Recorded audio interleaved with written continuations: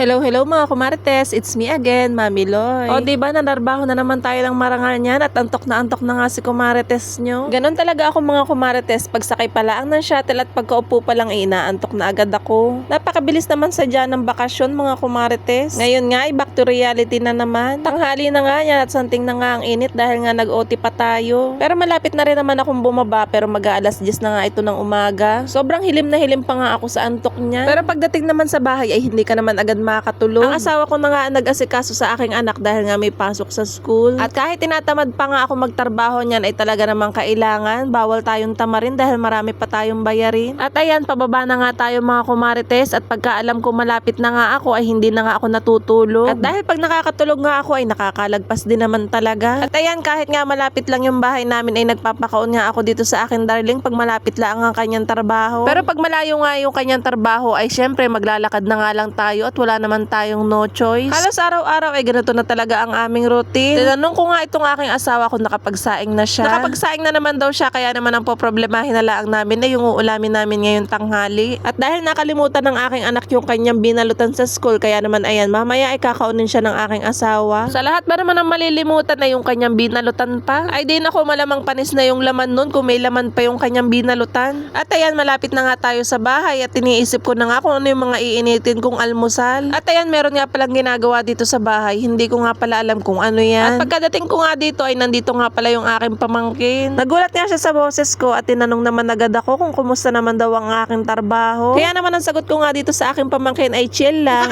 okay lang, char. Chill lang naman talaga kami magdamag kahit naghahabol nga kami ng output nakakapagmaritisan pa kami. At ayan, pagkadating nga dito sa bahay ay ininit ko na nga itong bake mac at ito na lang ang ating iinitin. Ito na talaga yung best part, yung init-init na lang. At kumuha na nga rin pala ako nitong yema cake at promise ko nga sa sarili ko na magda-diet na nga ako pagka naubos yung mga handa namin. Dahil naku, nagpuputo ka na naman ng ating uniform yan, nakakaawa na. Sa totoo lang ay hindi naman ako naaawa sa sarili ko, naaawa na ako sa mga damit ko. Ay talaga naman nagpuputo ka na eh. At Diyos ko day, sabi ko nga sa aking asawa ay magtitimbang nga ako. At kung dati-rati nga ay 70 kilos, naging 72 ay ngayon 75 na. Diyos ko po. Kaya naman sabi ko nga ay talaga namang uubusin ko nga lang talaga yung mga handa namin at talaga namang magda-diet na talaga si Kumarites. At itong aking asawa ay wala na nga din talagang diet.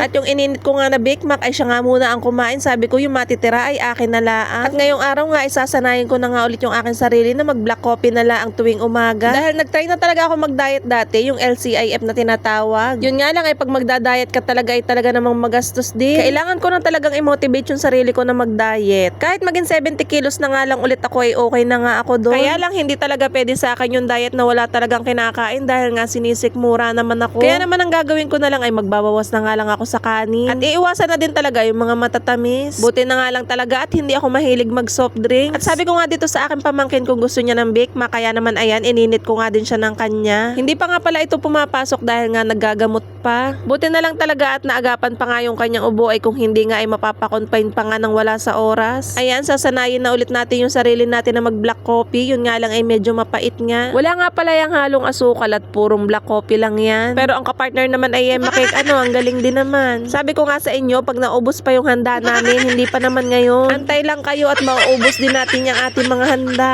Pero bago nga maubos yun, ay baka nga 80 kilos na ako. Diyos ko po. At ayan, yung aking pamangkin naman ay sarap naman sa aking Bake Mac. At pagkatapos nga namin kumain ay naghugas na nga rin ako ng aming mga pinagkainan. At bago nga ako mahigay, in-air fryer ko na nga itong uulamin ng aking anak mamayang tanghali. At yun lang naman mga kumarites ang ganap natin ngayong araw. Kumakain nga pala ako nitong pongkan dahil nga sinisipon pa ako. At yun lang mga kumarites. Thank you for watching. Till next video. Bye!